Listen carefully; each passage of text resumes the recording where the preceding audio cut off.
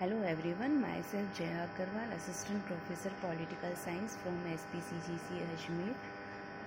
Today we are going to study about the powers of the Prime Minister of India, or it can be said that we are going to study about the powers and functions of the Prime Minister of India, including the position of the Prime Minister here. So let's start. The office of the Prime Minister of India, unlike Great Britain, has been created by the Constitution. Therefore, Article 74, Clause 1 of the Constitution provides that there shall be a Council of Ministers with the Prime Minister at the head to aid and advise the President in exercise of his functions. The position of the Prime Minister has been further strengthened under the 42nd Amendment by making it obligatory for the President to act according to the advice of the Council of Ministers, which is headed by the Prime Minister. No doubt that the 44th Amendment sought to restore some of the lost prestige to the office of the President, but even now the Prime Minister retains the preeminent position.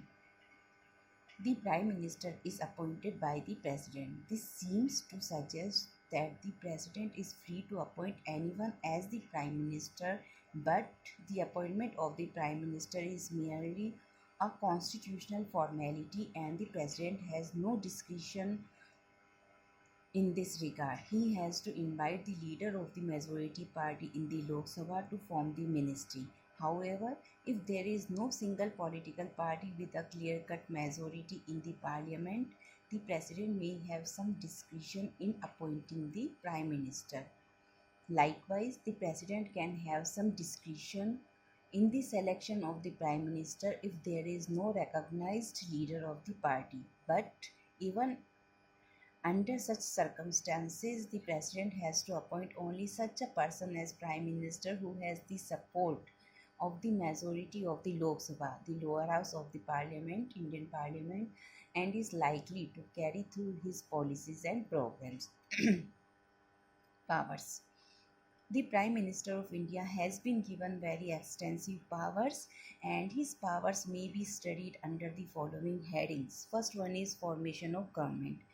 The first important function of the Prime Minister after his appointment is the formation of the government. He prepares a list of persons whom he would like to include in his cabinet and submit the same to the President for his approval. Technically speaking, the final power regarding appointment of his ministers has been vested in the President, but in actual practice, the President has little choice. He has to accept the list submitted by the Prime Minister, who is free to include any name in the list. There is no legal restrictions on the authority of the Prime Minister. However, practical considerations demand that the Prime Minister should so constitute the ministry that different interests, communities, and areas find representation in it. That is why the Indian Council of Ministers always includes a minister each from the Muslim and Sikh communities. Likewise, the Prime Minister has to include important leaders of his cabinet. After the constitution of the ministry, it is the responsibility of the Prime Minister to allocate portfolios to different ministers. To ensure efficient administration, the Prime Minister can from time to time reshuffle the cabinet and reallocate portfolios. In extreme cases, the Prime Minister can ask any minister to resign.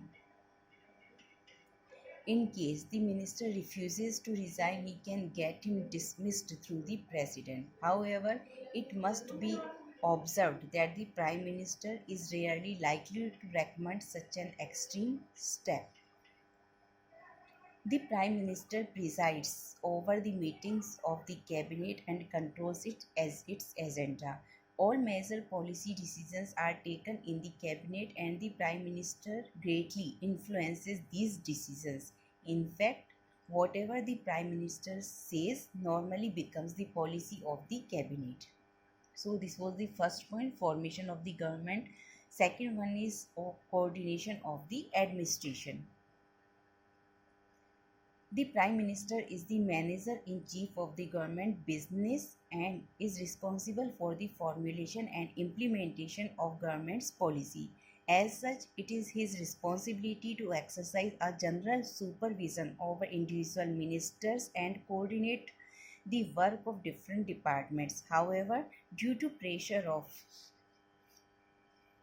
work, it is not possible for the Prime Minister to look after this work of coordination personally. Therefore, this work is looked after by different committees of the cabinet. Nevertheless, the right of Prime Minister to be consulted on such matter is there. Whenever differences persist between two ministers, the Prime Minister irons out the differences. In fact, the ministers always look to the Prime Ministers for guidance. In fact, the ministers always look to the Prime Minister for guidance. Next one is as a link between the cabinet and the parliament.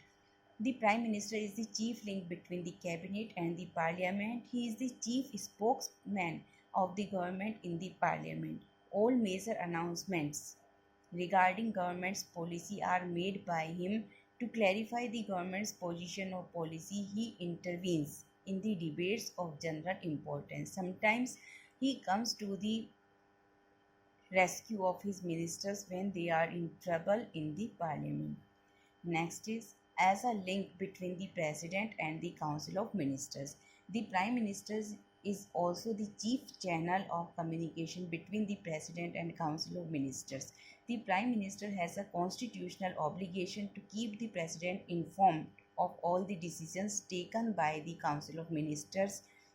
If the President so desires, the Prime Minister has to submit for the consideration of the Council of Ministers any matter on which a decision has been taken by an individual minister but which has not been considered by the Council of Ministers.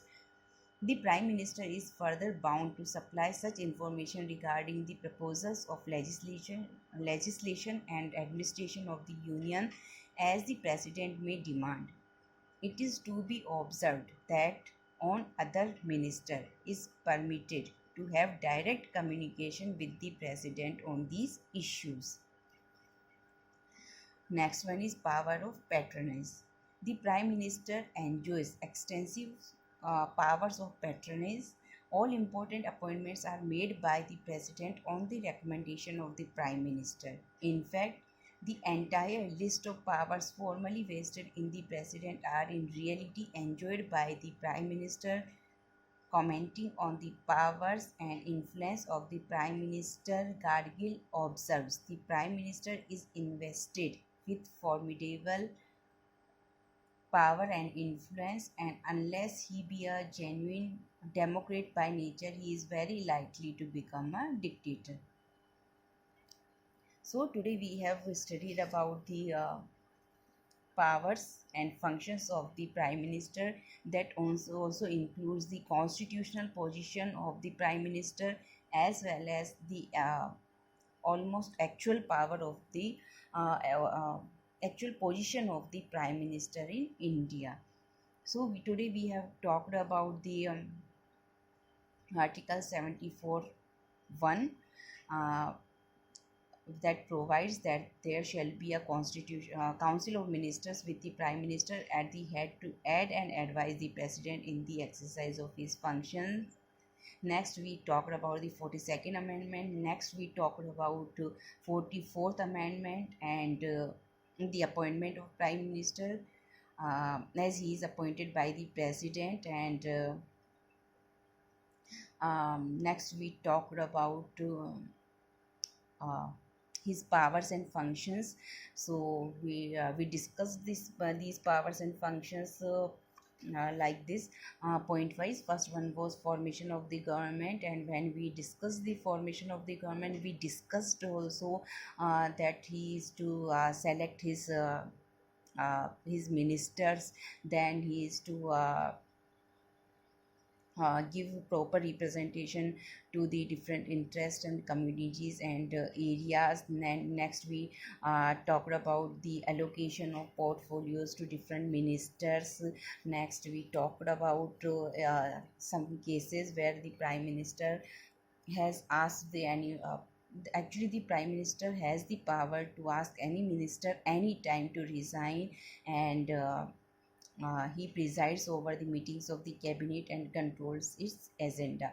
Next, we have talked about the coordination of administration, the administrative policies and programs of the prime minister. Next, we talked that how the prime minister works as a link between the cabinet and the parliament.